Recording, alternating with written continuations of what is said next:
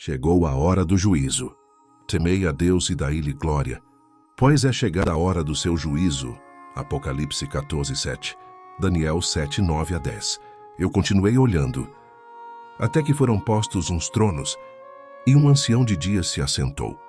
A sua veste era branca como a neve, e o cabelo da sua cabeça como a pura lã, e seu trono era de chamas de fogo, e as suas rodas de fogo ardente. Um rio de fogo manava e saía de diante dele. Milhares de milhares o serviam, e milhões de milhões assistiam diante dele.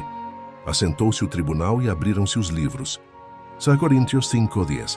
Porque todos devemos comparecer ante o tribunal de Cristo, para que cada um receba segundo o que tiver feito por meio do corpo, ou bem ou mal. 1 Pedro 4:17-18. Porque já é tempo que comece o julgamento pela casa de Deus. E se primeiro começa por nós, qual será o fim daqueles que são desobedientes ao Evangelho de Deus? E se o justo apenas se salva, onde aparecerá o ímpio e o pecador? Jeremias 25:29. Porque eis que na cidade que se chama pelo meu nome, começo a castigar. E ficareis vós totalmente impunes?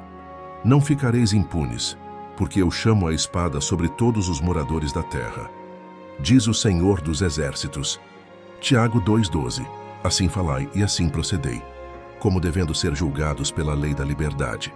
Os 10 mandamentos. 1 João 1:8 e 9. Se dissermos que não temos pecado, enganamo-nos a nós mesmos, e não há verdade em nós. Se confessarmos os nossos pecados, Ele é fiel e justo para nos perdoar os pecados e nos purificar de toda a injustiça. João 2:1. Meus filhinhos, estas coisas vos escrevo, para que não pequeis. E se alguém pecar, temos um advogado para com o Pai, Jesus Cristo o justo. Hebreus 9:24. Porque Cristo não entrou num santuário feito por mãos, figura do verdadeiro, porém no mesmo céu, para agora comparecer por nós perante a face de Deus. Timóteo 2:5. Porque há um só Deus, e um só mediador entre Deus e os homens, Jesus Cristo homem.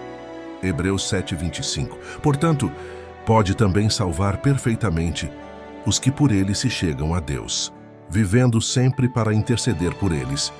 Hebreus 8:1 e 2.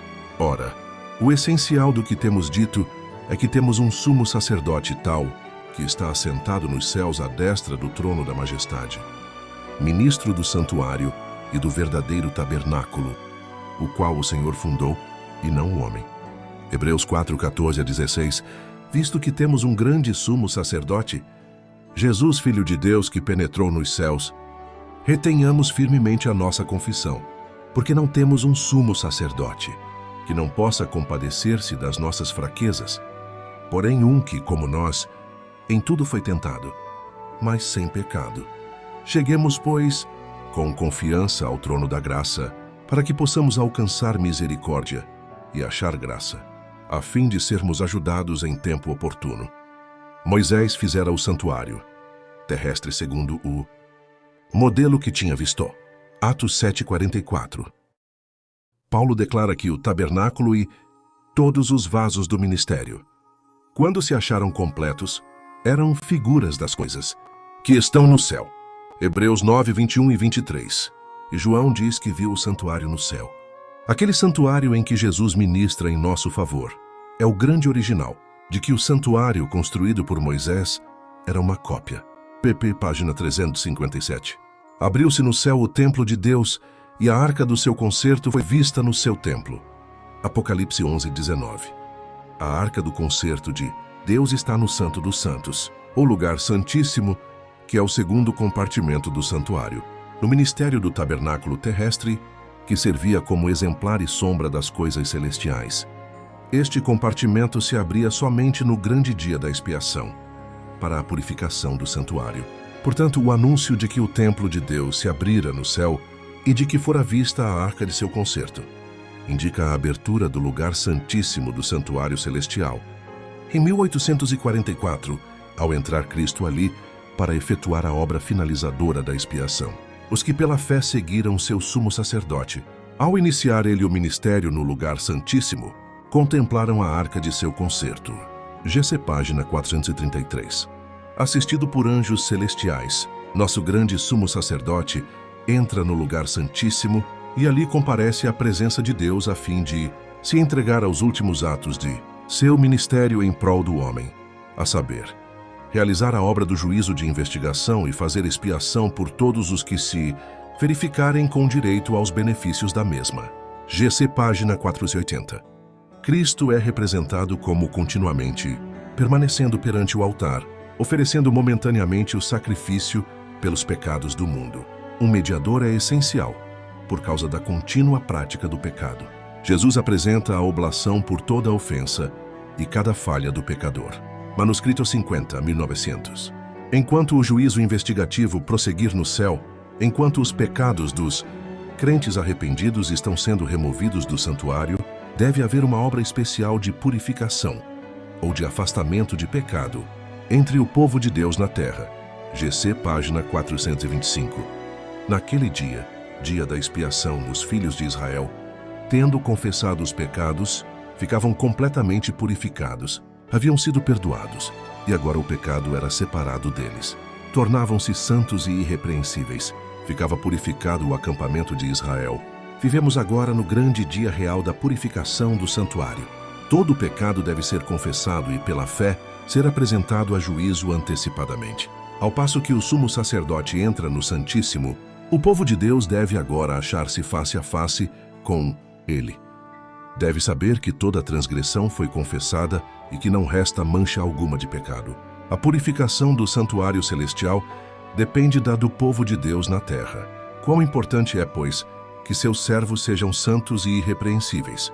Neles deve ser consumido todo o pecado, a fim de poderem subsistir à vista de um Deus santo e sobreviver, apesar do fogo consumidor. Os pecadores de Sião se assombraram. O tremor surpreendeu os hipócritas. Quem dentre nós habitará com as labaredas eternas? O que anda em justiça e o que fala com retidão. O que arremessa para longe de si o ganho de opressões. O que sacode das suas mãos todo o suborno. O que tapa os seus ouvidos para não ouvir falar de sangue e fecha os seus olhos para não ver o mal. Este habitará nas alturas. As fortalezas das rochas serão o seu alto refúgio. O seu pão lhe será dado, as suas águas serão certas. Isaías 33, 13 a 16. Hoje, a mão refreadora do Espírito Santo ainda impede que a raça humana se autodestrua inteiramente. Enquanto Jesus permanece como intercessor do homem no santuário celestial, a influência repressora do Espírito Santo é sentida pelos governantes e pelo povo. Não fosse ela, e as condições do mundo seria muito pior do que agora é. GC, página 610. O fechamento da porta da graça é o término do julgamento no santuário celestial. Hoje o nosso advogado ainda está pleiteando por cada pecador arrependido. Quando Jesus terminar sua obra de intercessão no santuário celestial, todo caso estará decidido para a vida ou para a morte. Apocalipse 22, 11 e 12. Quem é injusto, faça injustiça ainda. E quem está sujo, suje-se ainda. E quem é justo, faça justiça ainda. E quem é santo, seja santificado ainda. E eis que cedo venho, e o meu galardão está comigo, para dar a cada um segundo a sua obra. Vivemos hoje no tempo do juízo investigativo que teve início em 22 de outubro de 1844, conforme profetizado no livro de Daniel, até 2.300 tardes e manhãs, e o santuário será purificado. Daniel 8,14. Cheguemos, pois, com confiança ao trono da graça, para que possamos alcançar misericórdia e achar graça, a fim de sermos ajudados em tempo oportuno. Prepara-te, ó Israel, para te encontrares com o teu Deus.